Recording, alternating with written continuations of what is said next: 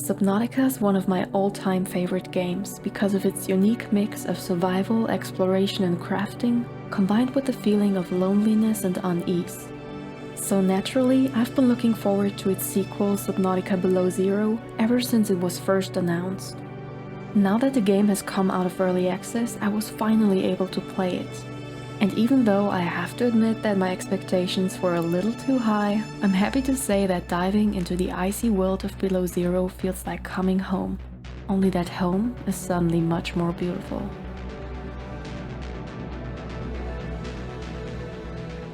While our old protagonist crashed to the oceanic surface of planet 4546b and tried to find his way back home, this time the story follows Robin, who lands on the frozen side of the planet by choice to learn the truth about her sister Sam. As a researcher hired by the Altera Corporation, Sam is said to have died in an accident somewhere on this planet, and Robin wants to find out what happened exactly. Below Zero is nearly identical to Subnautica when it comes to its highly addictive and immersive gameplay, so it will feel very familiar to anyone who has played the previous game. You gather resources, craft new items, explore and scan your surroundings, find new blueprints and story-related datapad entries, and always strive to dive deeper. Just like its predecessor, it offers a lot of freedom and allows you to explore and advance at your own pace. While it is possible to play Below Zero first, I would highly recommend starting with Subnautica, because you will gain a much better understanding of both the world and the story. One of the key differences between the two games is that the developers wanted to put a greater emphasis on storytelling and decided to make Below Zero a much more accessible and less scary experience. One of Subnautica's greatest strengths was the feeling of being completely alone on an alien planet. The sense of isolation mixed with the horrors of the ominous depths is something unique that many players greatly enjoyed. I was personally hoping to experience a similarly gripping atmosphere again, but Below Zero felt very different, which in great parts is due to the fact that this time you're not alone on the planet, and you actually interact with others. This is a recorded message. If you can hear this, you're trespassing. If you know what's good for you, you'll get the hell out of here. Another key difference is the fact that you will spend quite a lot of time outside of the water this time, exploring the Arctic surface of the planet, which also brings a new survival mechanic to the game. While underwater, you constantly need to watch your oxygen levels and also monitor your health, hunger and thirst. On the surface, you need to keep an eye on your temperature to avoid dying from hypothermia. Of course, you got plenty of oxygen there, but you need to look out for vents, hot springs, caves, thermal lilies, and certain kinds of food to keep you warm. Hypothermia imminent.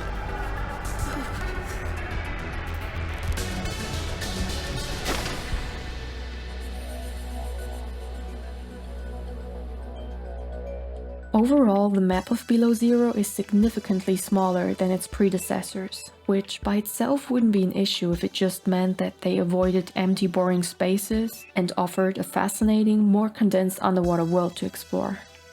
But not only are there less biomes now, in my opinion they are also less diverse, less unique, less detailed, and therefore less interesting.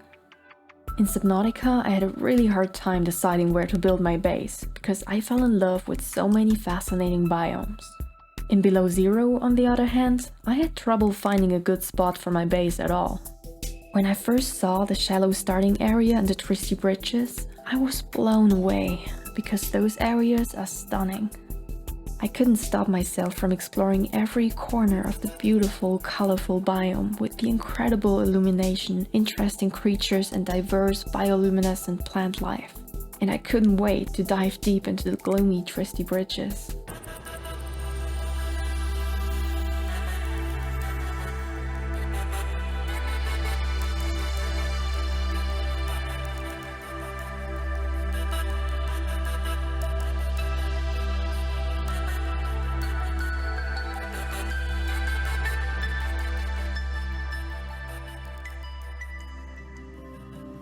But after leaving this area, there are some biomes like the purple vents that feel rather bland, sparse and monotonous in comparison to both the early game and Subnautica. Don't get me wrong, the game is still stunningly beautiful and fascinating to explore, and of course there are interesting biomes like the lily pad islands. But for a game that heavily focuses on exploration, I was just hoping for more detailed biomes. Compared to Subnautica's Lost River, I also felt like there was much less incentive to actually explore the underwater biomes of the late game, because other than story-related parts, there just isn't much to see there. Unfortunately, Below Zero also isn't as deep as Subnautica, and the progression felt much faster and easier. Back in the days, it felt incredibly rewarding to finally be able to go deeper and get new resources. But this time, I always felt one step ahead of the game. I hardly ever felt like I couldn't go anywhere, and in some places there are oxygen sources like plants that allowed me to go 550 meters deep, even though my vehicle was still at 150 meters. Because of that, I gained access to late game resources that you can use for depth upgrades in order to go even further down. Suddenly, I was able to go all the way down, even though story-wise, I was nowhere close to those areas. Overall, Subnautica just felt less casual and more balanced, and I personally missed both the challenge and the anticipation. One area where Below Zero excels is the variety and design of its creatures. Of course, there are still many terrifying monsters that want to shred you to pieces, but there are also cute and friendly ones that come in many different shapes and colors. I'm in love with the ideas and passion that evidently went into their design. I mean, just look at the penguins and the cute little babies.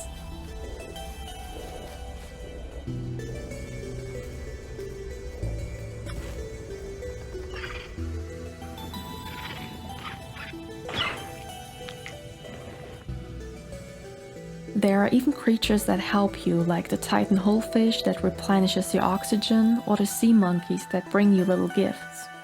I built my base close to 4 sea monkeys who kept bringing me stuff, and I loved seeing their happy little faces. At the same time, it's hard to decline because they get really disappointed.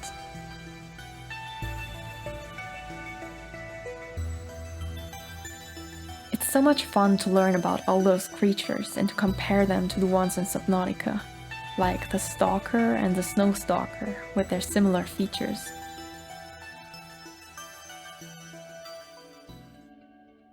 Before briefly talking about the story, I feel the need to emphasize that I had a lot of fun with this game. I already mentioned that my expectations were all the way up there, so the things I criticize might not even bother you at all.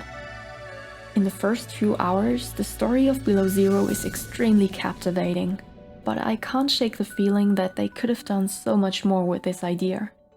I was always hoping for more surprises or twists, but overall there just isn't really much happening. The story feels a little rushed and unpolished, the different parts of it don't connect well, and there are even some loose ends.